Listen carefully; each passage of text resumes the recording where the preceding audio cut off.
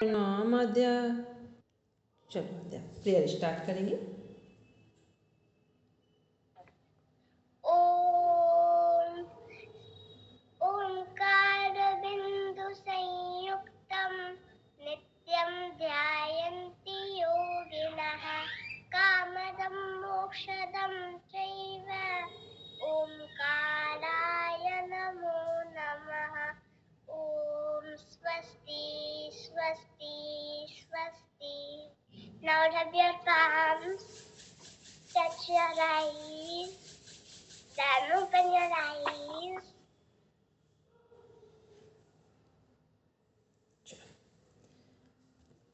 एक बार सब लोग अपना पढ़ना। मैम घर पे हैं बाहर हैं?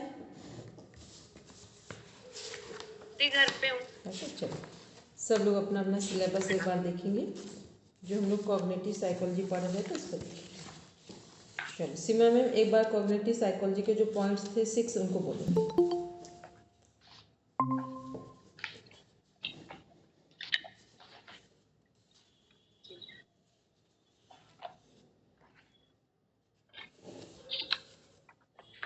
ह्यूमन इंटेलिजेंसी, देन लैंग्वेज और thinking, solving, memory, attention, perception. ठीक है राशि मैम बोलेंगे एक बार। हाँ, इसमें है पहले परसेप्शन और अटेंशन और मेमोरी, ह्यूमन इंटेलिजेंस और प्रॉब्लम सॉल्विंग, थिंकिंग और एक लैंग्वेज।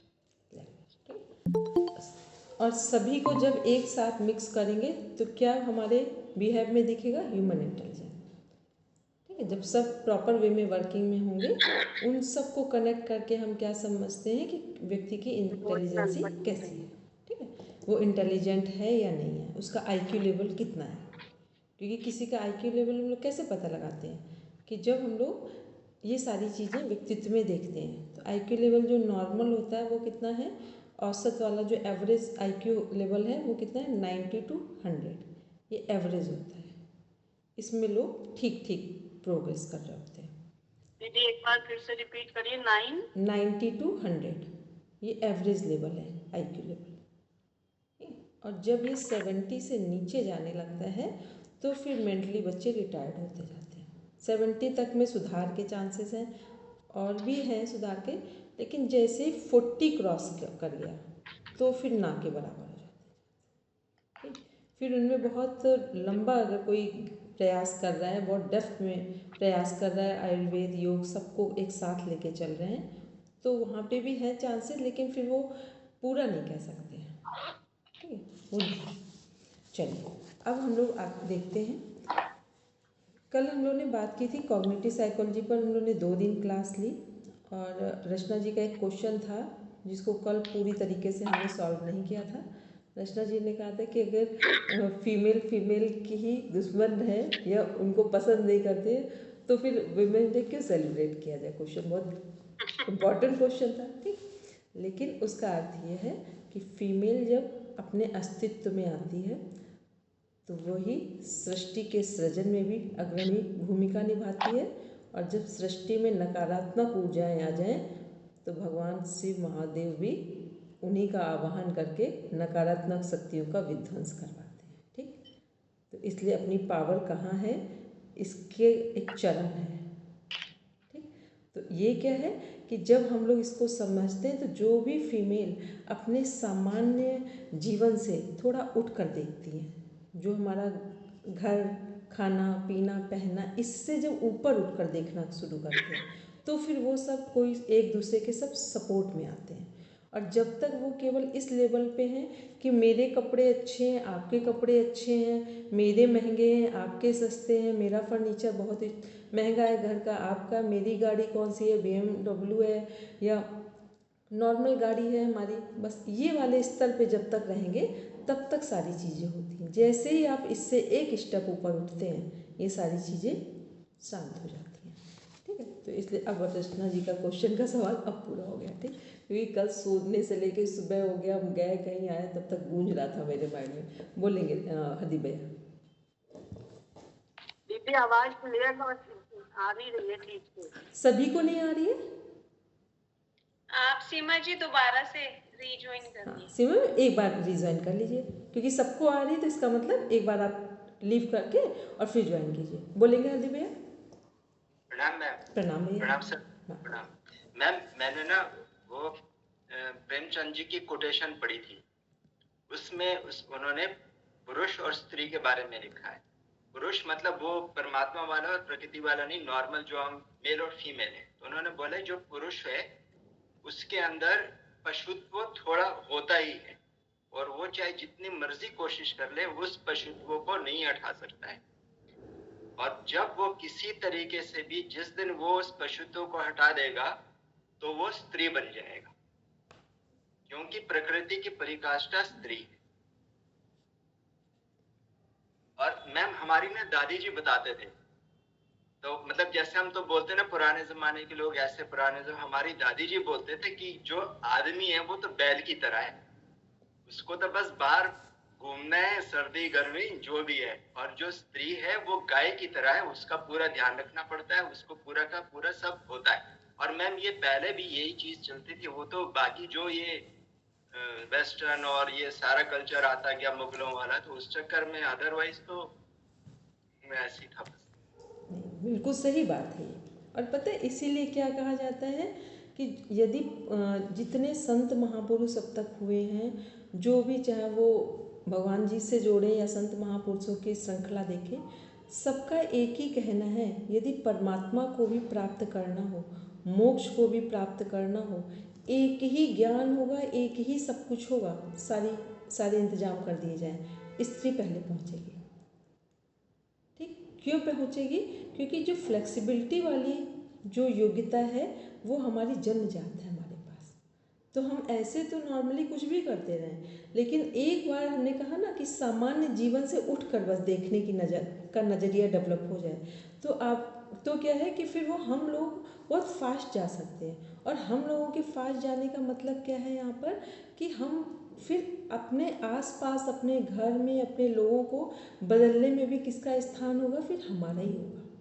ठीक, क्योंकि जो फ्लेक्सिबल है उसी में रंग भरे जा सकते हैं, और वही व्यक्ति किसी में रंग भर सकता है। जो फ्लेक्सिबल नहीं उसमें नहीं किया जा सकता। तो ये इसलिए हमने कल बात कर रहे थे कि केवल और केवल हमें अपने अस्तित्व को समझने की आवश्यकता है। यहाँ पर कभी आप लोगों का मेरे कुछ ऐसा होगा तो ज़रूर आप लोग आएंगे हमारे पास। बागड़िया सर है, कभी आप इंटरनेशनल उस पर देख लेंगे, ओपन करेंगे, कानपुर IIT से हैं वो। उनका पूरे ऑल इंडिया में लगभग सारी यूनिवर्सिटीज़ और कॉलेज में जो मेन है सब जगह गणेश बागड़िया सर हैं।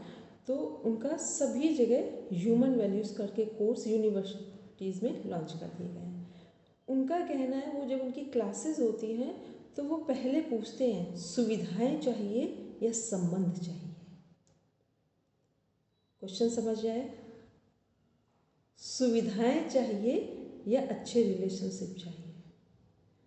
तो उन्होंने कहा केवल आप अभी बैठ के डिसाइड कर लो, आपके रिलेशनशिप आप देखेंगे विद इन आवर्स में अच्छे हो जाएंगे। अभी हम लोग करते क्या है, बोलते कुछ और हैं, चाहते क्या है? सुविधाएं। ठीक, फिर उन्होंने बहुत डेप्थ में बोलते हैं, जब भी कोई फैमिली वाले लोग आते हैं, दुखी होते हैं, परेशान होते हैं, क्योंकि उनके वहाँ पर है कि चाहे आप कितना दुखी हो, परेशान हो, कुछ हो, कोई पूजा करो, कुछ होने वाला नहीं है जब तक अपनी समझ को विकसित नहीं करोगे। वो ओपन हार्ट ये चलता है सीधा सीधा सा कि कुछ भी करो। तो उनका कहना है कि मान लो आपके रिलेशनशिप ख़राब हो रही है हस्बैंड वाइफ के, तो बस वो एक क्वेश्चन पूछते किसी से। जब क्लास होती है तो इतनी इंटरेस्टिंग क्लास होती है और बहुत सीरियस मोड में, क्योंकि वो सब लोग समाधि स्तर के लोग हैं बागड़िया सब लोग। ठीक, तो वो क्या बोलते हैं कि बस ये बता दो कि जब अपने लिए लड़के की कल्पना कर रहे थे कि हमारे हस्बैंड कैसे हों, तो क्या क्या सोचा था। एक बार हृदय पे हाथ रखो और एक बार पेन उठा लो। क्या उसमें कहीं ऐसा स्थान था कि हमारे हस्बैंड विनम्र हों, हमारा सम्मान करने वाले हों, माता पिता का सम्मान करने वाले हों, बाकी की चीज़ें सब सेकेंडरी? ऐसा सोचा था क्या? अगर ये सोचा हो तो फिर मेरे पास बैठ जाओ, हम सॉल्व कर दें समस्या। उनका नहीं सोचा है तो आगे की जनरेशन के लिए ज़रूर सोच लेना। ठीक, यही क्वेश्चन वो हस्बैंड के साइड से पूछते हैं। फिर जब कोई माता पिता आते हैं कि हमारे बच्चे बहुत बिगड़ गए, हमारी कमांड से बाहर चले गए, तरह तरह के जो जो उनके इश्यूज़ हैं सब बताते हैं। फिर वो दूसरा क्वेश्चन, मतलब इतना बढ़िया वहाँ का सेशन होता है कि जिस दिन आप जाओ ना जागृत होकर आ जाएंगे। फिर वो पूछते हैं कि अच्छा ये बताओ कि बच्चों को जन्म देने से पहले क्या प्लानिंग की थी, क्या सोचा था बनाने के लिए, डॉक्टर, इंजीनियर, IAS, PCS क्या सोचा था, या मनुष्य बनाने का सोचा था। यदि मनुष्य बनाने का नहीं सोचा है तो अब रहने दो, इस समस्या को समस्या ही रहने दो, फिर आगे की जनरेशन आए वहाँ सोचना इसके बारे में। पता है, जब आप ध्यान से सुनेंगे तब समस्याओं का हल निकल आता है। भले ही आपके पास अभी कुछ ना हो, लेकिन गहराई में ये तो पता चलने लगता है ना कि कहाँ सही है हम, कहाँ गलत है। तो ये क्या है, ये हम लोग पूरा ब्रेन की साइकोलॉजी रीड कर रहे हैं कि ब्रेन को कैसे हमें स्ट्रांग बनाना है। क्योंकि ब्रेन ऐसे स्ट्रांग नहीं बनता, एक दिन में नहीं बनता, ब्रेन का निर्माण नहीं होता है कि आज हमने सोचा बस आज वैसा ही हो गया जैसा हमने सोचा है। ठीक है, बोलेंगे राशिमा कुछ कह रहे हैं? हाँ डॉक्टर साहब, मैंने जो आपने अभी बोला ना, वही मैं बोलना चाह रही थी। जैसे स्त्रीण गुण होता है ना किसी भी, जैसे ये जो संत महात्मा है उसमें अगर स्त्रीण गुण आ जाता है तभी उन्हें सही मायने में संत कहा जाता है, क्योंकि स्त्रीण में वो उदारता आ जाती है ना अंदर, तो वो मेन गुण होता है। ये वाला तभी वो शब्द संत। ओशो जी यूज़ करते हैं। ये शब्द ये पर्टिकुलर ओशो जी का बिल्कुल एक नहीं होता, जैसे किसी को अगर किसी ने ओशो जी को पढ़ा हो तो बिल्कुल टू द पॉइंट बता सकते हैं ये शब्द है किसका। ठीक है, ये उनका शब्द हाँ है।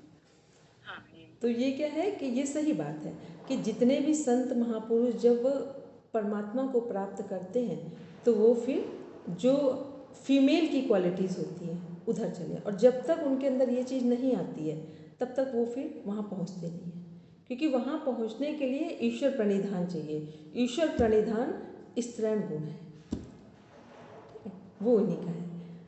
अब एक मिनट अपर्णा मैम की बात सुने, फिर हम लोग आगे एक कॉन्सेप्ट कनेक्ट करेंगे। आज बोलेंगे अपर्णा मैम, फिर जी आपने एक बात बोली कि जब शादी से पहले फीमेल्स कभी ये सोचती हैं कि क्या हो हस्बैंड में, तो हस्बैंड के पार्ट से भी तो कोई चीज ऐसी होती होगी कि वो भी सोचते होंगे कि उनको ऐसी वाइफ मिले। उनके दिमाग में क्या होता है, तो रिश्ते क्यों टूट रहे हैं? उनके दिमाग में होता है जॉब भी करती हो, घर का काम भी करती हो, देखने में भी अच्छी हो, बच्चों को भी संभाले, मतलब पूरी दुनिया की जितनी क्वालिटीज़ हैं सब एक फीमेल में हो, तो केवल उनके प्राण हटा दो, रोबोट बना दो उनका।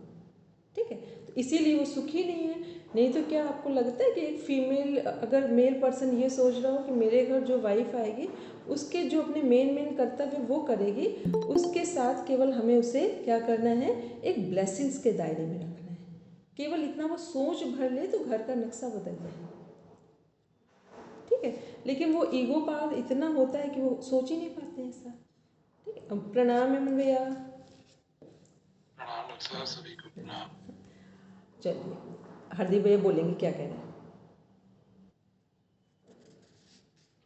मैम बोल लो, टाइम है। हाँ हाँ बोलिए, बस फिर एक डिजीज आपको देते हैं कनेक्ट करने इससे को। मनोविज्ञान और इससे भी रिलेट हो सकता है। जैसे कि मैम जो लेडीज हैं और योग में, मतलब योग की बात नहीं कर रहे, जो नॉर्मल लेडीज हैं जिनको प्रॉब्लम्स हैं, मतलब PCOD की है या मेनोपॉज की या जो भी है, तो मैम जैसे हमारे हार्मोन्स हैं वो परमात्मा ने एस्ट्रोजन और प्रोजेस्टेरोन दे रखा है। अब वो जब ये दोनों को अगर ठीक कर लेंगे, जिसके अंदर एक पुरुषत्व गुण है और एक स्त्रीत्व गुण है, करुणा वाला गुण है, तो आजकल वो अपोजिट चल रहा है। जो पुरुषत्व वाला है, जो परमात्मा ने उनको थोड़ा कम करके रखने को बोला है, अब उसको तो बढ़ा दिया है, और जो स्त्रीत्व वाला है, करुणा वाला, उसको उन्होंने हटा दिया है। तो उनके मेन जो प्रॉब्लम्स है, मेरे को जहां तक है लगता है मैम, वो इसकी वजह से होता है। अगर ये सिर्फ दो हार्मोन्स को ही बैलेंस कर दें तो बहुत सारी चीजें पूरे समाज में औरों को भी फायदा। बिल्कुल सही। अब इसमें एक बात बताते हैं, जो पूरा स्पिरिचुअल साइकोलॉजी है वो डिफाइन करती है कि, और जितने हमारे इमोशनल इंटेलिजेंट वाले जो संत महापुरुष हैं वो सबका एक पूरा व्यू है टोटल में, कि जैसे ही हमारा जो फीमेल है वो 45 प्लस जाती है, मतलब 50 के अराउंड जा रही होती है, 50 किलो। तो कोई मतलब किसी फीमेल को आप देखना जो बहुत सीधी हो, इतनी सीधी हो और इतना फियर में जीती रही हो अपने जीवन में, पास्ट लाइफ में, कि वो कभी किसी बात को बोल ही ना पाई हो, कह ही ना पाई हो। आप देखना जैसे ही 45, 46, 47, 50 की तरफ जाने वाले होंगे, वो फिर वो जो उनका पार्ट था बिल्कुल साइलेंट मोड वाला, वो एकदम से उभर कर आता है अपोजिट सन की तरफ, ठीक है। और मेल पर्सन में क्या होता है, यही अपोजिट पार्ट मेल पर्सन की तरफ आएगा। 45 to 50 के अराउंड मेल पर्सन कितने भी एग्रेसिव क्यों ना रहे हो जीवन में, मतलब बिल्कुल एक्सेस वाले की बात कर रहे हैं कि जिनको रिवॉल्वर पिस्टल मिल जाए वो भी चला दें फटाफट, ठीक है, उनकी बात कर रहे हैं। वो लोग भी 50 के अराउंड आते आते सब शांत होने लगते हैं, ठीक है। शांत का मतलब डाउन होने लगते हैं। तो ये क्या है, यही हमारा क्या है, अर्धनारीश्वर है। अब इसको यदि हमने ठीक ढंग से विकसित किया तो एक ही में दोनों के गुण समाहित हैं, ठीक है। तो अब किसने कितना इसको एक ढंग से लिया है, तो यही है क्या कि जैसे हम लोग अपना जीवन जी रहे हैं, तो ये जो कॉग्निटिव साइकोलॉजी ये क्या है, कुछ काम हमारे जीवन में, मान लो अभी हमें पढ़ना है और आपको क्लास को डिफाइन करना है, तो इसमें कौन रोल प्ले करेगा, ब्रेन या हार्ट? ब्रेन करेगा, ठीक, ब्रेन करेगा। लेकिन आपको अपना मैसेज प्रॉपर, हम जो समझाना चाह रहे हैं वो आपके हृदय में उतर जाए, वो वाली वॉइस कौन क्रिएट करेगा, ब्रेन या हार्ट?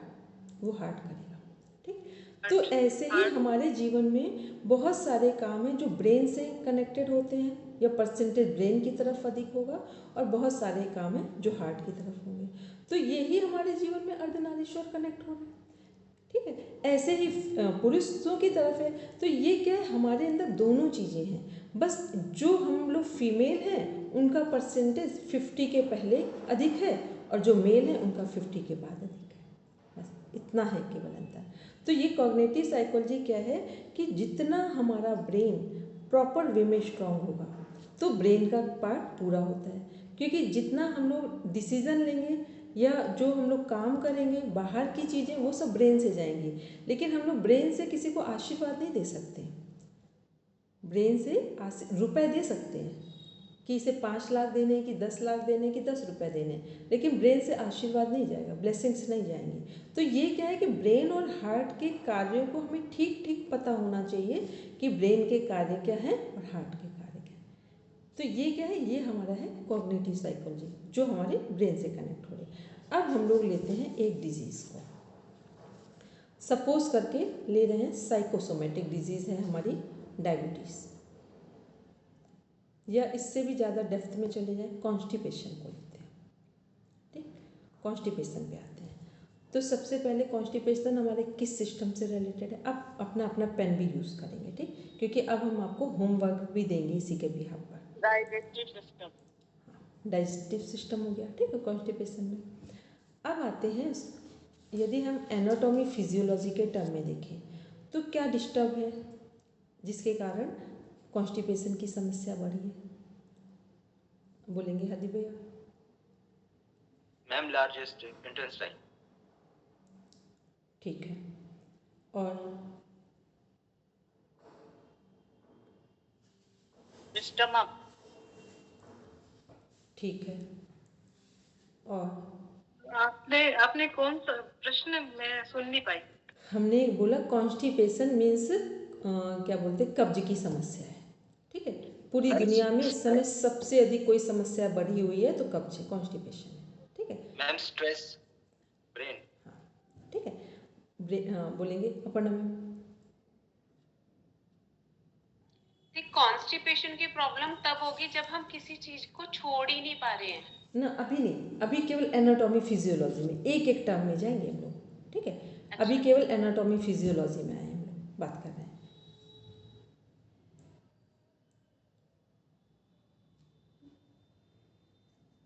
तो हमें ये बताना है कि कॉन्स्टिपेशन की प्रॉब्लम क्यों हो रही है, हाँ, एनाटॉमी फिजियोलॉजी के टर्म में बोलेंगे रचना जी। मैम स्टार्ट यहीं से ही हो जाएगी ना, जो अच्छी तरह चबा नहीं रहा है तो saliva very and good. Teeth यहीं से स्टार्ट हो गया। तो ऑर्गन अगर पूछे तो ऑर्गन को यही जो बॉडी पार्ट पूछे तो यहाँ से ही बिगनिंग हो गई। वेरी गुड, ठीक है, बोलेंगे राशि में। जैसे हमारा जो खाना है वो एसिडिक ज्यादा हो तो भी ये प्रॉब्लम आती है। वेरी गुड, ठीक है, अभी बस सुन रहे हैं, एक को हम डिफाइन करेंगे, बाकी फिर हम आपको वर्क देंगे, ठीक है, बोलेंगे हरदीप भैया। मैम लार्ज इंटेस्टाइन में जब मोटर फंक्शन और जो जूस फैक्ट्री है मतलब वो डिस्टर्ब हो जाता है, मतलब हमारी जो उसकी मसल्स हैं या तो वो बिल्कुल हाई हो जाती हैं, जैसे कई बार लोग ज़्यादा व्यायाम कर लेते हैं, मतलब जो दूसरा वाला होता है मतलब बहुत स्टिफ हो जाती है, स्टिफ हो जाती हैं, या बिल्कुल बिल्कुल काम नहीं करते हम, लेजीनेस की वजह से बिल्कुल लूज हो जाते हैं, या कोई एक्सीडेंट हो जाए उसकी वजह से।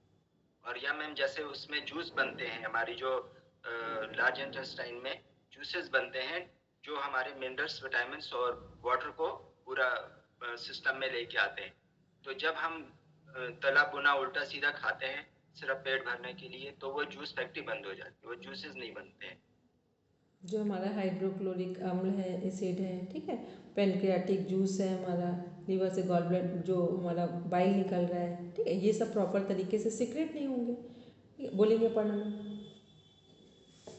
जी, फिर इसमें तो हम सारी चीजों को अगर इंक्लूड करें तो डाइट एक मेजर रोल प्ले करेगी कॉन्स्टिपेशन के लिए। फिर आपका सोने उठने का समय होगा, अगर आप स्ट्रेस में खाना खा रहे हो तो कॉन्स्टिपेशन होगी, गलत समय पे खाना खा रहे हो तो कॉन्स्टिपेशन होगी। ठीक है, ये सब किस में आ रहा है, अभी सामान्य बातचीत में आ रहा है। जैसे अभी हम लोग नॉर्मल बातचीत करेंगे तो ऐसे तो करेंगे कि आपने मान लो कि प्रॉब्लम हो रही है कॉन्स्टिपेशन की, तो हम लोग क्या बोलेंगे, चबा चबा कर खाना खाया है, एसिडिक खाया है या अल्कलाइन फूड लिया है, क्योंकि अल्कलाइन होगा तो प्रॉब्लम आएगी नहीं, एसिडिक होगा तो प्रॉब्लम आ रही है। फिर इसके बाद सही समय पर नहीं खाया होगा, ठीक है, और दूसरा भूख लगने पर नहीं खाया होगा, ठीक, तो ये सामान्य सी चीज़ें कहाँ हैं। और ये जैसे हरदीप भैया ने बोला कि वाटर प्रॉपर इनटेक हो जाएगा, फाइबर वाला फूड नहीं होगा। वही अल्कलाइन और एसिडिक में आ गया वो, ठीक है, वो उसमें कनेक्ट हो गया। अब आते हैं इसके बाद इसमें देखते हैं कि जो हमारा एनाटॉमी फिजियोलॉजी में ही हमारी ग्लैंड्स आती हैं, ठीक है, तो ग्लैंड्स क्या है हमारी, जो पिट्यूटरी, हाइपोथैलेमस, पिनियल, पिट्यूटरी, फिर नीचे के जो ग्लैंड्स हैं, तो इसका मीन्स है जो हमारा पेनक्रियाटिक जूस जहाँ से निकल रहा है, जो पेनक्रियाज है जिससे इंसुलिन निकल रहा है, ठीक है, वो प्रॉपर तरीके से वर्किंग में नहीं है, वो भी हमारा एक कॉज फैक्टर है कॉन्स्टिपेशन का, ठीक है। दूसरा क्या है कि वो जैसे अपर्णा मैम ने बोला कि अच्छी नींद नहीं हुई, तो वो किसका कारण है, वो हमारी ग्लैंड से कनेक्ट हो रहा है कि प्रॉपर नींद कब नहीं आ रही है, जब हमारा नींद आती तो हमारा डोपामाइन सिक्रेट हो जाता है, तो डोपामाइन सिक्रेट ही नहीं हो रहा है तो नींद नहीं आ रही है, नींद नहीं आ रही है तो जितना गहरी नींद होगी उतना अच्छा हमारा पेट का फंक्शन होगा, जिसको हम लोग बोलते हैं गट टू ब्रेन कनेक्शन, क्योंकि नींद का संबंध ब्रेन के रेस्टिंग मोड से है, ब्रेन तभी रेस्ट करेगा जब नींद आएगी, नींद नहीं आई है तो फिर ये क्या है, जो और गट क्या है, जो हमारा इंटेस्टाइन से जुड़ रहा है, तो गट टू ब्रेन कनेक्शन हो गया, मीन्स जैसा ब्रेन होगा वर्क कर रहा है वैसा गट पर प्रभाव आएगा, इम्पैक्ट आएगा, जैसा गट पर इम्पैक्ट है वैसे ही कनेक्शन या इम्पैक्ट कहाँ आ जाएगा, ब्रेन पर आ जाएगा, मतलब एक सर्कल बन जाएगा। फिर यदि 3 दिन तक पेट डिस्टर्ब है, 3 से 5 दिन, तो क्या होगा कि पेट डिस्टर्बेंसेस के कारण भी रात को नींद आना बंद हो जाएगी, पित्त बढ़ना शुरू हो जाएगा, पित्त बढ़ेगा 10 से 2 नींद नहीं आएगी, फिर क्या होगा कि सुबह नींद आएगी, तो फिर सुबह नींद आएगी तो मेलाटोनिन हार्मोन सीक्रेट नहीं होगा। क्लियर हो रहा है क्या क्या बात कर रहे हैं अभी हम लोग यहाँ पर, ठीक है। तो ये किसके टर्म में हम लोग ने बात की, एनाटॉमी फिजियोलॉजी के टर्म, किस पर विषय क्या था हमारा, कॉन्स्टिपेशन। अब आते हैं इसके बाद एक स्टेप और आगे बढ़ते हैं, अब हम लोग देख रहे हैं यहाँ पर योग और मॉडर्न साइकोलॉजी हम लोगों को बता रहे, तो मॉडर्न साइकोलॉजी में क्या जाएगा हमारा पार्ट, जो हमारे 4 हार्मोन्स हैं जिसको हम अक्सर बताते हैं, कौन कौन से हैं, ऊपर से देखेंगे तो डोपामाइन, फिर उसके बाद एंडोर्फिन, ऑक्सीटोसिन और सेरोटोनिन। जो सेरोटोनिन हार्मोन है वो कहाँ से सिक्रेट हो रहा है, इंटेस्टाइन से जा रहा है, तो ये क्या है 95% यहाँ से सिक्रेट हो रहा है ये हार्मोन, और ये एनर्जी किसको देगा? गट को देगा, ब्रेन को देगा, सॉरी गट से ब्रेन को जाएगी। तो अब ये क्या हो रहा है कि जब हम लोगों ने देर रात को या सही भूख ना लगने पर हैवी डाइट ले ली हमने, तो क्या होगा कि जो 100% जो सेरोटोनिन हार्मोन है वो 5% किसको देगा?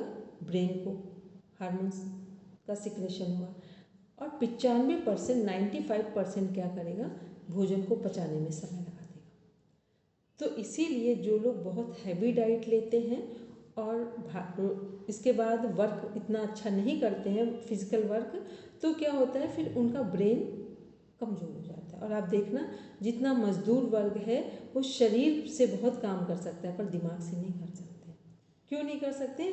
क्योंकि बहुत थके होते हैं, फिर वो भोजन कर लेंगे हैवी, तो वो कुछ डाइजेस्ट होगा, कुछ नहीं भी होगा, लेकिन फिजिकल लेवल इतना होता है उनका कि उन्हें पता नहीं चल पाता है, तो फिर उनका ब्रेन वर्क नहीं करता है। और जो लोग ब्रेन से अधिक काम लेते हैं, दिमाग से अधिक काम लेते हैं, आप देखना वो लोग बहुत अधिक भोजन नहीं कर सकते। बहुत रेयर पर्सन कोई हो, दिमाग से अधिक काम करने वाले लोग बहुत अधिक भोजन नहीं कर सकते हैं। ठीक है, तो ये क्या हुआ? गट टू ब्रेन कनेक्शन। साइकोलॉजी समझ में आई कि क्या है? ये हमारे 4 जो हमारे मेन हार्मोन्स हैं ये कैसे सपोर्ट कर रहे हैं, क्योंकि डोपामाइन रिलीज नहीं हुआ तो ब्रेन रेस्टिंग मोड में नहीं है। फिर एंडोर्फिन नहीं हुआ। एंडोर्फिन क्या है? हमारा पेन किलर है कि कोई भी समस्या आई तो उसको कैसे हमें टैकल करना है, एंडोर्फिन कर रहा है हमारा। और समस्या का मीन्स है कि पूरा ध्यान अपने समस्या को समाधान करने में लगा दे, एंडोर्फिन हो गया। ऑक्सीटोसिन क्या हो रहा है कि जब तक आप किसी के लिए या स्वयं के लिए प्रेम वाली भावना नहीं रखते हैं तो भी आपको आराम फील नहीं होगा, उसके कारण भी आपका जो पाचन तंत्र की समस्या है बढ़ जाएगी, क्योंकि जब तक आपके अंदर प्रेम वाली एनर्जी नहीं होगी कॉन्स्टिपेशन की प्रॉब्लम आपको बनी रहेगी। फिर सेरोटोनिन की हम लोगों ने बात की। सेरोटोनिन बताया कि हैवी भोजन ले लिया है तो सेरोटोनिन हार्मोन रिलीज तो होगा, लेकिन वो कहाँ काम कर रहा है? भोजन को पचाने में ही काम कर रहा है। ठीक, तो ये हमारे क्या हो गए? जो मॉडर्न साइकोलॉजी है वहाँ पर हम लोगों ने इन हार्मोन्स के थ्रू स्टडी की। अब आते हैं इसी में देखते हैं हम कि जो हमारे कल हमने बात की थी सेल्डन, क्रेज समर, ऐसे कुछ लोगों की बात की थी, और जो कार्ल जुंग है उनकी बात की थी। जुंग और युंग दोनों नाम उनके लिए जाते हैं, उनकी बात की थी कि जो हमारी पर्सनालिटी है वो कैसे डेवलप हो रही है, जिसको हम लोगों ने बोला था इंट्रोवर्ट, एक्सट्रोवर्ट, एम्बिगुअस पर्सनालिटी, अंतर्मुखी, बहिर्मुखी, उभयमुखी। तो ये जो लोग हैं हमारे, अभी हम लोग बात कर रहे हैं कॉन्स्टिपेशन की। तो यदि कॉन्स्टिपेशन की समस्या है तो उनका फिजिक कैसा दिखेगा? मोटे या पतले? बोलेंगे मन भैया? कॉग्निटिव साइंस का सभी को हमने एक पीडीएफ कल शेयर किया था 10 पेजेस का, ठीक है? तो आप लोगों को मैंने ग्रुप में डाला, तो आप लोगों ने पढ़ना है, सबको पढ़ना है उसको। लगभग देखा है मन भैया सभी। हाँ, फिर भी अच्छे से सब लोग एक बार फिर से देख लेना, क्योंकि उसमें अलग अलग विद्वानों की जो परिभाषाएं हैं, फिर भारतीय विद्वानों की हैं, पाश्चात्य की है, फिर आयुर्वेद है, फिर योग है, श्रीमद् भगवद गीता है, तो ये सब चीजें अपने को पता होना चाहिए प्राचीन काल से आधुनिक तक। तो पूरा हमने बड़ी मेहनत करके उसको समेकित करके आपको दिया है, तो उसको अच्छे से एक बार फिर से व्यवस्थित रूप से देखना। ठीक है, पहले भी बोला, एक बार आराम से बैठ के सारी डेफिनेशंस को देख लेना सब। बस जीन पियाजे को ऊपर रखना, क्योंकि वेस्टर्न की बात हो रही है तो बस उनको ऊपर रख लेना, बस फिर नीचे अपने इंडियन को ऐड करते जाना। ठीक है, बोलेंगे पांडा में? ठीक है, तो ये हम लोग क्या बात कर रहे थे कि अभी हम लोगों ने मॉडर्न साइकोलॉजी देखी, अब आते हैं योग में। तो अभी हमने इसमें बता रहे थे कि जो कार्ल जुंग है उन्होंने जो हमारे 3 ये हैं पर्सनालिटी के पार्ट्स हैं, अंतर्मुखी, बहिर्मुखी, उभयमुखी। तो यदि किसी को कॉन्स्टिपेशन की समस्या है तो वो उसका बाहरी जो फिजिक है वो कैसा दिखेगा?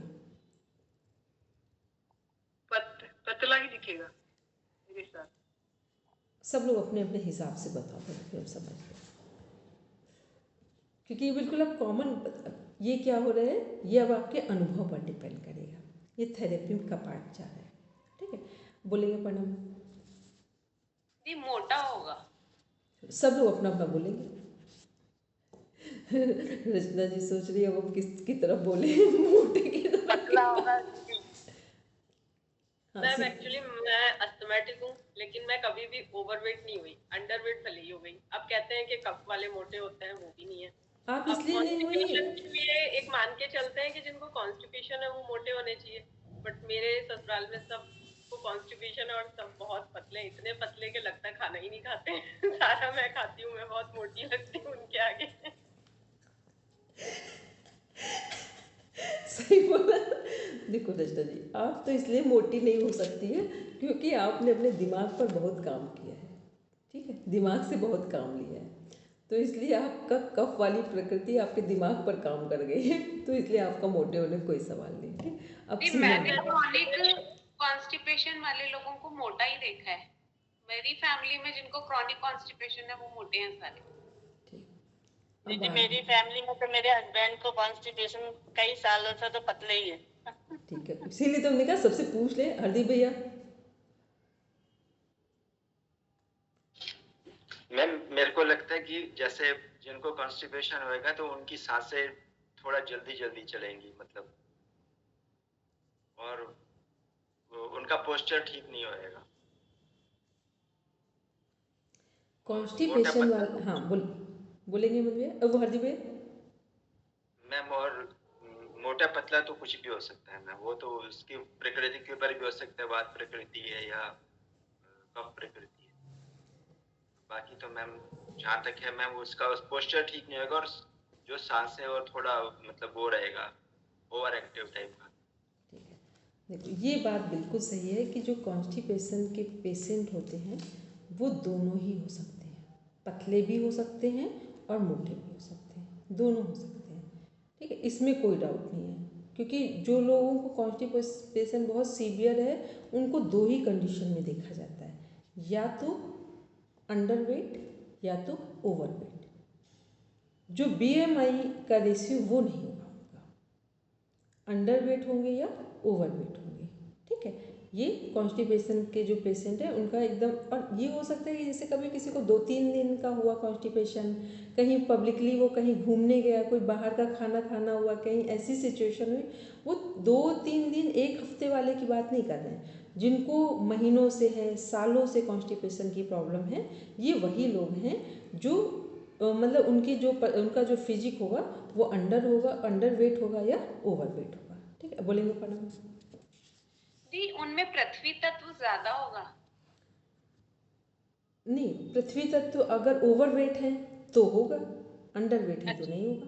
तो हम कॉन्स्टिपेशन से कनेक्ट नहीं कर सकते कि कौन सा तत्व ज्यादा होगा ना, उससे ये नहीं, उसमें तो वो देखा जाता है कि जैसे कफ प्रकृति वाले लोग हैं तो इनमें पृथ्वी तत्व अधिक होता है, उनमें तो होगा पृथ्वी तत्व ज्यादा। लेकिन तो वो जो कफ प्रकृति, यदि हमें ये देखना है पृथ्वी तत्व, तो व्यक्ति का जो फिजिकल लेवल है उसको देखा जाएगा वहाँ पर, ठीक है।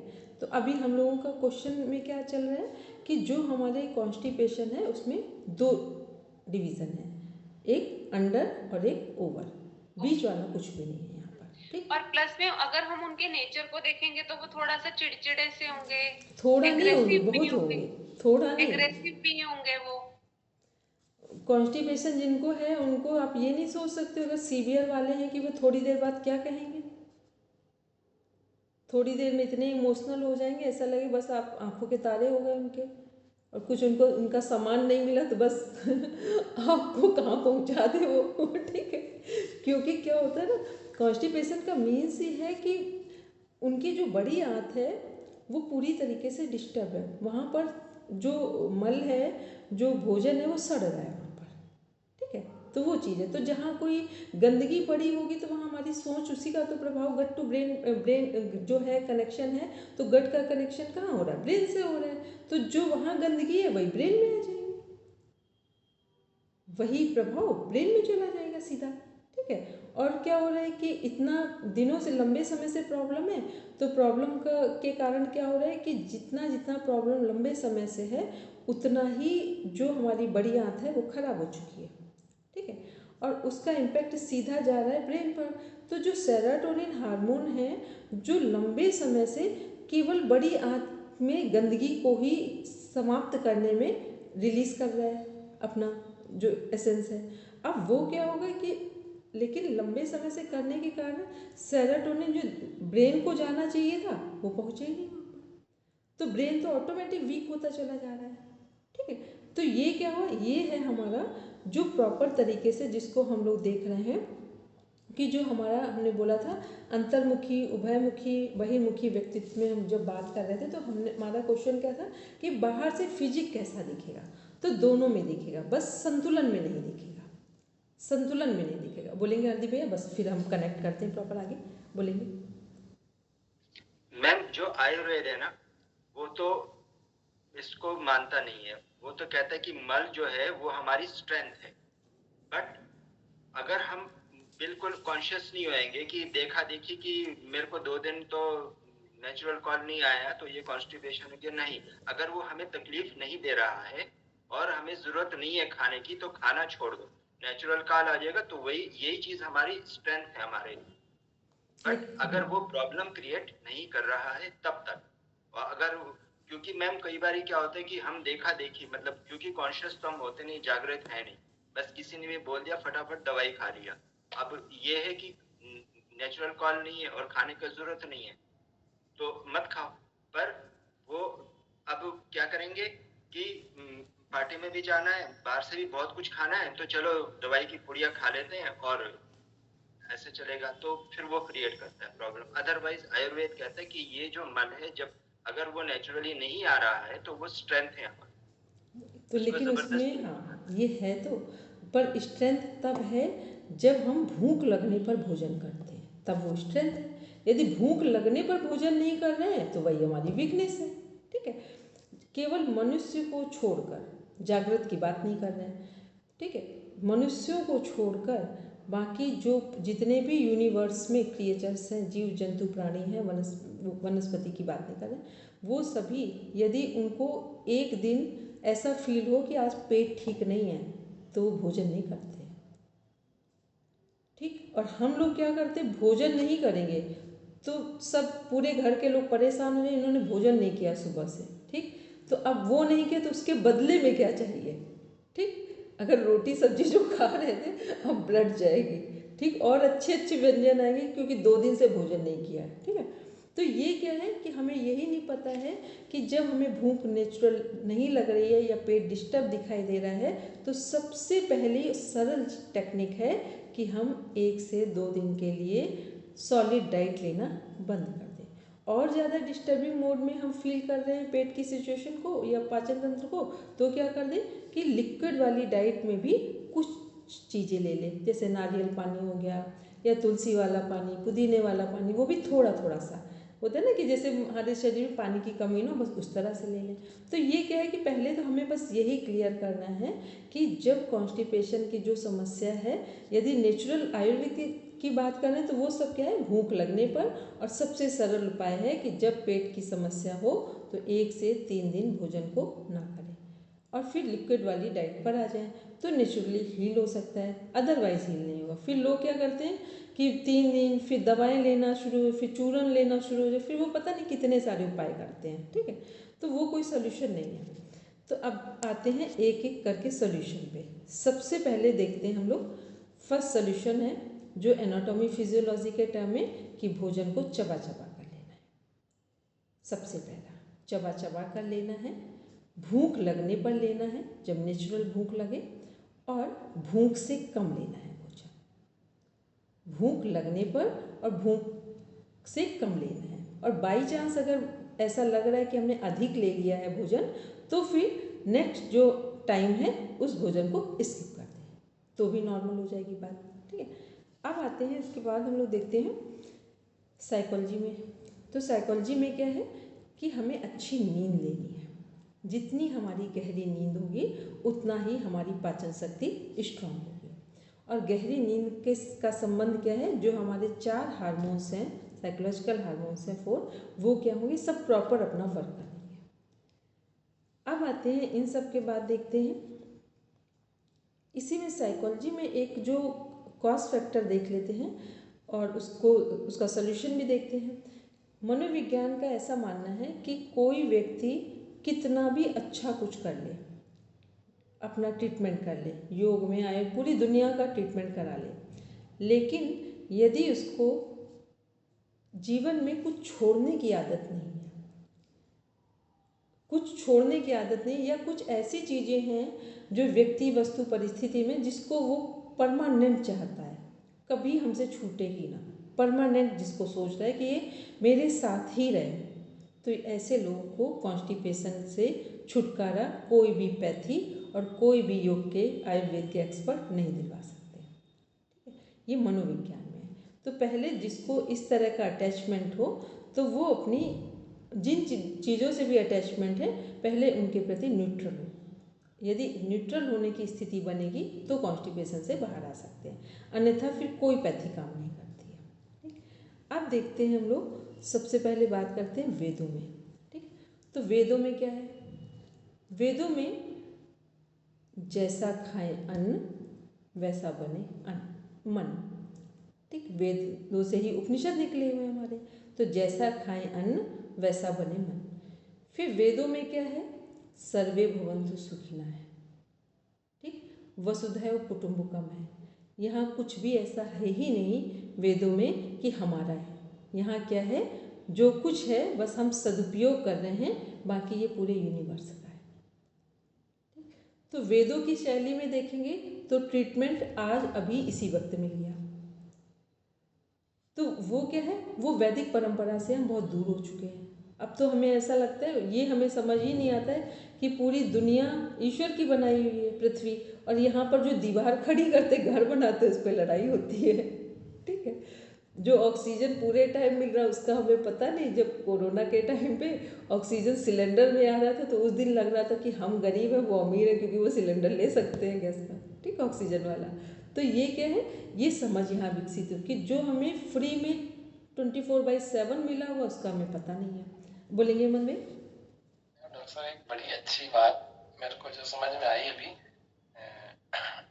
स्वामी प्रेमानंद जी का एक वीडियो सुना, मतलब एक प्रवचन सुना मैंने वृंदावन वाले, तो वो बता रहे थे, बोले मेरे 3 संकल्प मैंने लिए थे जब मैं क्षेत्र में उतरा था साधना करके, जब मैं, तो मेरे 3 संकल्पों में से एक संकल्प टूट गया। बोले मैंने 3 संकल्प लिए थे। पहला कि अपने नाम से कोई भी जमीन, खाता, कुछ सरकारी किसी रिकॉर्ड में मेरा नाम नहीं होना चाहिए। दूसरा, वो बता रहे थे कोई शिष्य नहीं बनाऊंगा जीवन। और तीसरा भी कुछ कह रहे थे, बोले 3 संकल्पों में से 2 तो बराबर चल रहे हैं, लेकिन ये तीसरा वाला शिष्य वाला संकल्प टूट गया। तो एक तो ये था। पर एक स्वामी रामदेव जी को कई बार हमने पहले, काफी साल पहले सुना था, तो मतलब वो बता, बस स्वामी प्रेमानंद जी का मतलब यही था कि शिष्य बनाने वाला चक्कर जो है ना, वो अभी इस वजह से, क्योंकि अभी जीवन चलाना है, काफी सारी चीजें लोगों तक पहुंचनी चाहिए, तो इसीलिए न चाहते हुए भी लोग बन जाते हैं। अब जिसके घर में रह रहा हूँ वो शिष्य ही है, जिसकी गाड़ी यूज कर रहा हूँ वो भी शिष्य ही है, तो जो डायलिसिस करवा रहा है वो भी शिष्य ही है, डेली डायलिसिस हो रहा है, तो बोले किडनियां खराब है पिछले 20 सालों से। तो कह रहे थे, एक दिन स्वामी रामदेव जी को हमने सुना, बोले मैंने संकल्प ले रखा है, हमारे स्वामी विश्वंग जी भी हैं अजमेर में, एक स्वामी विश्वंग जी हमारे विश्वविद्यालय में थे गुजरात में, उन्होंने भी अपना संकल्प कर रखा था कि मैं कभी भविष्य जीवन में कभी अपना खाता नहीं खुलवाऊंगा किसी बैंक में। तो जब उनको विदेश में बहुत सारे लोग प्रचार करने के लिए बुलाते थे तो जाते थे। स्वामी विश्वंग जी तो शायद हाँ, अमेरिका गए थे तब उनको खुलवाना पड़ा था। हेमंत भाई वॉइस ब्रेक हो रही है। वो बताते हैं कि बोले उनके विदेश सब अभी ठीक है, अभी ठीक है, अब ठीक आ रही है। तो बता रहे थे कि बोले विदेश में जाने के बाद उनको खातों की बहुत जरूरत पड़ी, तो उनका जिद था कि मैं तो नहीं खुलवाऊंगा। तो ऐसा भी हो, ऐसे भी सन्यासी हैं जो बिल्कुल वीत राग है ना। ऐसे स्वामी रामदेव जी एक दिन कह रहे थे, बोले मैं इतने बड़े पिता का पुत्र हूँ, परमात्मा मेरा पिता है, मैं छोटे से प्लॉट की रजिस्ट्री अपने नाम क्यों कराऊं? पूरी धरती अपनी है, जहाँ जाते हैं वहाँ परिवार मिल जाता है, पूरी धरती ही अपनी है, मैं छोटे से प्लॉट का रजिस्ट्रेशन करा के मैं पिता का अपमान थोड़ी करूंगा। तो बोले मैंने इसलिए ना तो 1 रुपया मेरे नाम से कोई अकाउंट में मिलेगा, न मेरे नाम से 1 इंच भूमि मिलेगी, जो है सब ट्रस्ट का है, और ट्रस्ट में मैं केवल एक मात्र ट्रस्टी हूँ। ये भी नहीं कि अध्यक्ष हूँ, बुलाना, मैं ट्रस्टी हूँ। जैसे 25 लोग हैं, उनमें से 24 ट्रस्टी हैं, वैसे मैं भी एक ट्रस्टी हूँ। बस काम ज्यादा कर रहा हूँ, सक्रिय हूँ, बस इतना सा है, बाकी और कुछ नहीं है। मैं वैसा ही व्यक्तित्व जीता हूँ, तभी तो इतना बड़ा कर पा रहे हैं। बस यही 2 बातें शेयर कर। तो क्या है, इसीलिए ये लोग पूरा मस्त होकर आनंदित होकर अपना काम कर रहे हैं। कभी प्रेमानंद जी की हंसी देखिए कि आप लोटपोट हो जाओ जब वो हंसते हैं। रामदेव जी की हंसी ऐसा लगता है आज भी बच्चा ही कोई हंस रहा है, और लगता ही नहीं कि कुछ उनके ऊपर कुछ प्रेशर है कहीं पर, है ना। तो ये क्या है, जितना जितना जिन लोगों ने, जो विकसित बुद्धि के लोग होते हैं ना, वो इन चीज़ों से बाहर आ जाते हैं। ठीक है, तो ये हम लोग ने वेदों की बात की कि जो वैदिक जीवन शैली है, वेद उपनिषद वो क्या कह रहे हैं हमारे। उसके बाद आते हैं, तो वेद और उपनिषद दोनों ही कनेक्ट हो गए एक साथ। ठीक है, अब आते हैं श्रीमद् भगवद गीता। श्रीमद् भगवद गीता में डायरेक्ट लिखा हुआ है युक्ताहार विहारस्य युक्तचेष्टस्य कर्मसु, कि भोजन आहार कितना करें, भूख लगने पर करें। ठीक है, मतलब ना अधिक हो ना कम हो, उसका ध्यान रखें। तो जब ना अधिक करना है ना कम करना है, तो ये क्या हो गया, जितना हमारे शरीर की आवश्यकता है उतना ही आहार डाइट लेनी है, तो कॉन्स्टिपेशन नहीं होगा। इसके बाद योग सूत्र में आते हैं। ठीक है, योग सूत्र में क्या है हमारा, तप स्वाध्याय ईश्वर प्रणिधान। तो तप स्वाध्याय ईश्वर प्रणिधान हमारा क्या है कि हम शरीर के लेवल पर पूरा तप कर रहे हैं। तो तप करने वाला व्यक्ति बस जितनी ज़रूरत होगी उतना ही भोजन लेगा। फिर स्वाध्याय क्या कर रहे हैं, स्वाध्याय का मीन्स है सभी जो हमारे शास्त्रों का अध्ययन है वो भी उसी के अंदर है, जो मंत्र जप कर रहे हैं वो भी उसी के, और स्वयं का अध्ययन कर रहे हैं। तो स्वयं के अध्ययन में भोजन तो पहले आएगा कि भोजन ईमानदारी के पैसों से आ रहा है, कैसे बनाया जा रहा है, कैसे ग्रहण किया जा रहा है। तो ये पूरा चिंतन मनन कहाँ हो जा रहा है, स्वाध्याय में हो जा रहा है। फिर उसी के बाद क्या है, ईश्वर प्रणिधान है। ईश्वर प्रणिधान का मीन्स क्या हुआ, जो कुछ है वो ईश्वर का ही है। तो ये सब क्या है, फिर ये कॉन्स्टिपेशन से पूरा मुक्ति मिल गई। अब आते हैं, इसके बाद देखते हैं हम लोग योग वशिष्ठ। योग वशिष्ठ में तो सीधा सीधा वो बोल रहे हैं कि प्राणायाम ही जीवन को मुक्त करने का साधारण मनुष्यों के लिए आधार है। तो जब कोई व्यक्ति प्राणायाम कर रहा है तो प्राणायाम का फल ही है कि जो हमने भोजन किया है, जितना जो भी डाइट ली है वो प्रॉपर डाइजेस्ट हो रही है। फिर उसी में एक कॉन्सेप्ट और है, आदि और व्याधि भी चल रहा है कि मानसिक स्थिति को अच्छा रखना है तो शरीर के रोग नहीं होंगे, और शरीर को अच्छा रखेंगे तो मन के रोग नहीं होंगे। तो वहाँ पर क्या है कि सबका जो केंद्र बिंदु है वो प्राणायाम है, जिसका अर्थ है कि हम जो भी भोजन करेंगे, जो हमारा व्यक्तित्व है, जो ईड़ा पिंगला है, सब संतुलित रहेंगे। तो जहाँ संतुलित हमारा दिमाग है तो वो किसके कारण होगा, फिर वहीं गट टू ब्रेन कनेक्शन, क्योंकि संतुलित दिमाग किसके कारण है, उसमें भी हमारा इंटेस्टाइन काम कर रहा है वहाँ पे, तो वो हो गया गट टू ब्रेन कनेक्शन। अब इसके बाद आते हैं spiritual and scientific approach to human consciousness. अब मानवीय चेतना में देखते हैं, तो जो हमारे 4 आयाम उपनिषद में भी देखते हैं, जो हमारा है मांडुक्य उपनिषद, और उसको डिफाइन किया है प्रॉपर वे में महर्षि अरविंद ने। उन्होंने क्या बोला है, conscious level, sub conscious level, unconscious level, super conscious level, चेतना वाला स्तर, चेतन स्तर जिस पे अभी हम लोग बात कर रहे हैं, फिर अर्धचेतन, कुछ बोलेंगे तो आपको याद आ जाएगा, कुछ पूछेंगे, फिर अवचेतन, बहुत सारी चीज़ें आपको अभी नहीं पता हैं, कभी देखी सुनी हैं, और हो सकता है कुछ टाइम के बाद उनको आप कनेक्ट कर पाएँ, क्योंकि क्यों हम ऐसे लोगों से मिले थे, क्यों हम वहाँ गए थे, क्यों अच्छा हुआ था। ये सब क्या है, हमारे जो हमारा अनकॉन्शियस जो अचेतन मन है, वहाँ से चीज़ें जुड़ती हैं।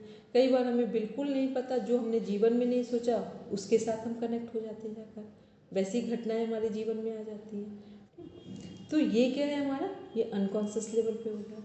फिर सुपर कॉन्शियस क्या है, पराचेतन है। सुपर कॉन्शियस जितना जितना हम अनकॉन्शियस लेवल को ध्यान से ओपन करते जाएंगे, जो हमारा अचेतन स्तर है उसको ध्यान के साथ ओपन करते जाएंगे, खोलते जाएंगे अचेतन स्तर के जो हमारे राज हैं, तो वो सब क्या होंगे, अचेतन का मीन्स हो गया जो हमारे चक्रास हैं उन सबको एक्टिवेट करना, उनकी बात हो रही है अचेतन में। ठीक है, क्योंकि अचेतन को की जो चेतना हम लोग प्रॉपर एक स्पिरिचुअल वे में जागृत करते, तो वो हमारे चक्रों का जागरण है वहाँ पर। तो जैसे जैसे हमारे चक्र जागरण होंगे तो फिर हमारा जो आहार है वो पवित्र हो जाएगा और प्रॉपर वे में डाइजेस्ट हो जाएगा, तो कॉन्स्टिपेशन की समस्या नहीं आएगी। फिर इसी के बाद इसमें है हमारा पराचेतन जो सुपर कॉन्शस है। सुपर कॉन्शस क्या है? क्योंकि अचेतन वाला जो स्तर है हमारा वो चक्रों का जागरण योग के माध्यम से हुआ है, तो फिर हम धीरे धीरे अंतिम स्थिति कहाँ आएगी? सुपर कॉन्शस केवल मोक्ष की तरफ आएगी। इसके बाद इसी में हमारा है भक्ति योग। भक्ति योग का मीन्स है वही समर्पण, जो कुछ भी है पत्रम पुष्पम तोयम फलम, जो हम कुछ है वो सब ईश्वर का ही है। तो जब हम जो कुछ हमारे पास है भोग लगाकर खा रहे हैं तो फिर वो हमारा कॉन्स्टिपेशन की समस्या से हमें मुक्त कर देगा। फिर आ रहे हैं ज्ञान योग। ज्ञान योग का पार्ट क्या है कि जो यहाँ हमें जीवन किसके लिए मिला है? खाने के लिए जीवन मिला है या जीने के लिए भोजन कर रहे हैं, या खाने के लिए मतलब जीने के लिए भोजन है या भोजन के लिए जी रहे हैं? तो ये किसका पार्ट है? ज्ञान योग का पार्ट है कि जब हमें पता चल जैसे जैसे हम जितना गहराई से महसूस करते हैं कि जीवन हमें मुक्त होने के लिए मिला है, तो यहाँ भोजन केवल एक माध्यम है शरीर को चलाने का। ठीक, तो ये हमें कॉन्स्टिपेशन से मुक्त कर रहा है। फिर आते हैं कर्मयोग। फिर कर्मयोग में भी वही आ गया कि जो कर्मयोगी है वो किसके लिए? बस शरीर को चलाने के लिए भोजन कर रहा है। और कर्मयोगी में क्या होगा? कर्मयोगी ऐसा तो नहीं होगा कि भोजन किसी ने भी कमाया हो, कहीं से भी आया हो, कभी भी खा ले। कर्मयोगी का मीन्स है कि अपनी बहुत गाढ़ी कमाई का भोजन होगा। ठीक, तो कर्मयोगी में आ गए।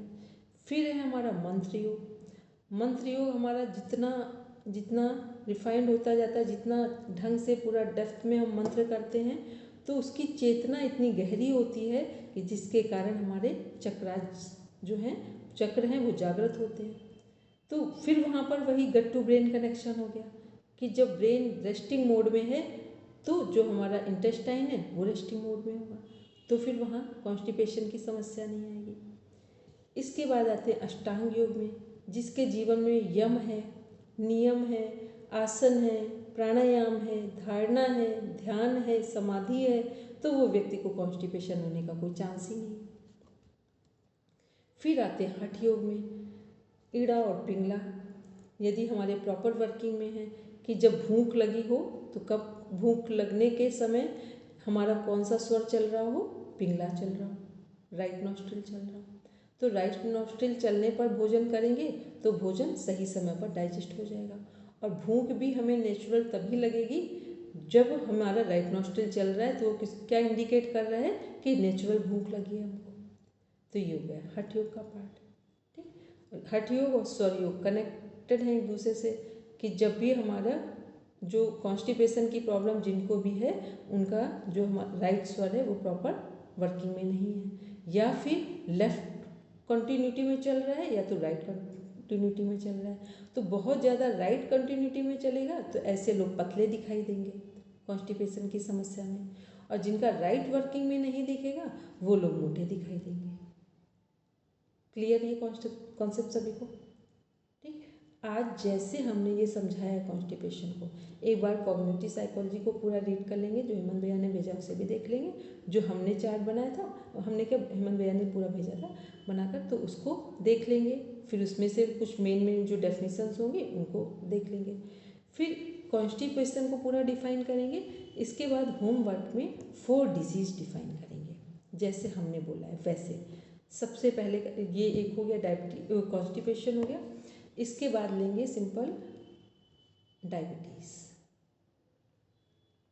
ठीक, और एक फिजिकल में ही और लेंगे अस्थमा। 2 चीज़ें लेते हैं। अब आते हैं दूसरे नंबर पे मेंटल डिजीज़ को लेते हैं।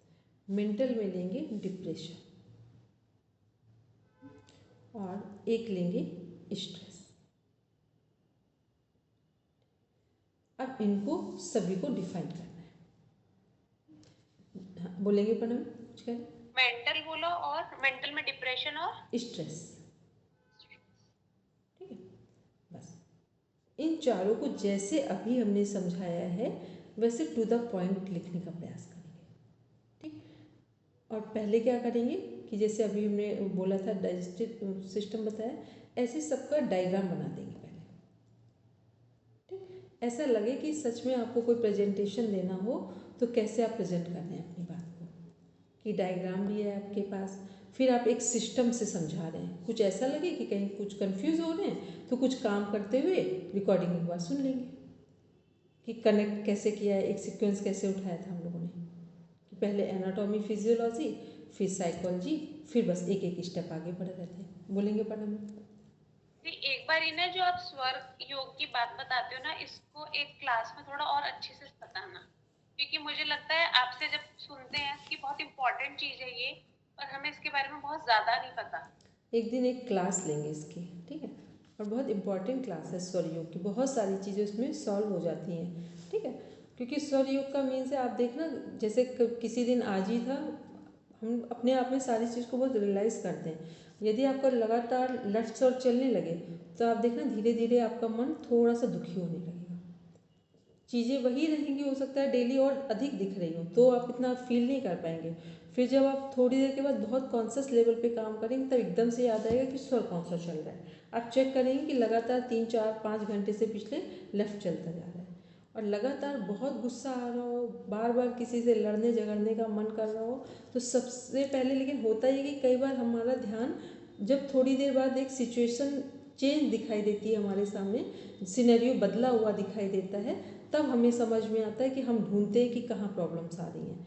और ऐसे ही राइट स्वर में हो जाता है, ठीक। तो दोनों में क्या है, अभी हमने बोला कि लेफ्ट यदि लगातार चल रहा है तो लोग मोटे हो जाएंगे कॉन्स्टिपेशन में, राइट लगातार चल रहा है तो पतले हो जाएंगे। तो राइट जिनका लगातार चल रहा है इनका बीपी हाई होगा, जो पतले हैं उनका बीपी हाई हो जाएगा, फिर अक्सर हो जाएगा अगर कॉन्स्टिपेशन की प्रॉब्लम है, और जो मोटे हो रहे हैं इनका बीपी लो होना शुरू होगा, ठीक। अब और भी सिचुएशन इसमें कनेक्ट होंगी, लेकिन स्वर के अकॉर्डिंग बता सकते हैं कि जिनका लगातार राइट चल रहा है तो कॉन्स्टिपेशन वाले पतले, और लगातार लेफ्ट चल रहा है तो कॉन्स्टिपेशन वाले मोटे दिखाई देंगे।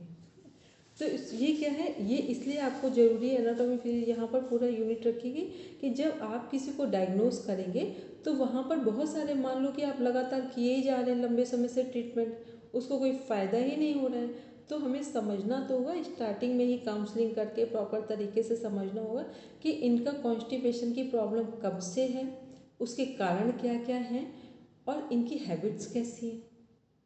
तब तो आप चूज़ कर पाएंगे। एक ही कॉन्स्टिपेशन की समस्या है नहीं किसी को, बहुत सारे कारण हैं सबके अलग अलग, तो वो तभी आप जज कर पाएंगे जब आपने डेप्थ में समझा होगा, खुद में अपने आप को देखा होगा कि यदि मेरे अंदर कॉन्स्टिपेशन की प्रॉब्लम हम फील करें तो किस कारण से फील कर रहे हैं। भोजन कहीं हमने गलत खाया उसके कारण से, या भोजन डाइजेस्ट नहीं हुआ उसके कारण से, या मौसम बदला हुआ है उसके कारण से, या फिर हम बहुत दुखी हैं किसी समस्या से उसके कारण से इंडाइजेशन हो रहा है, कॉन्स्टिपेशन की समस्या आ रही है। तो ये सभी चीज़ें क्या हैं, बहुत ध्यान में रखकर जब समझेंगे तो ये जो हमने 4 आपको भी डिजीज़ बोले हैं, इनको क्या करना है, इनको अलग अलग करके 4 टाइप्स ऑफ जो डिजीज़ हैं इनको डिफाइन करेंगे। और जैसे ही आप फिजिकल और मेंटल को डिफाइन कर लेंगे, आप देखेंगे आपके सामने कॉन्सेप्ट आ जाएगा क्लियर, ठीक है। चलिए सब बैठेंगे शांति पाठ के लिए, बोलेंगे हेमंत भैया।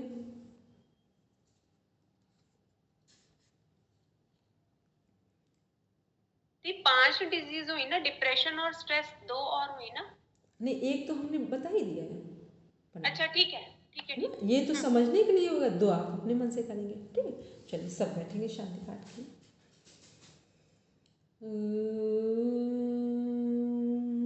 शांति शांति शांति,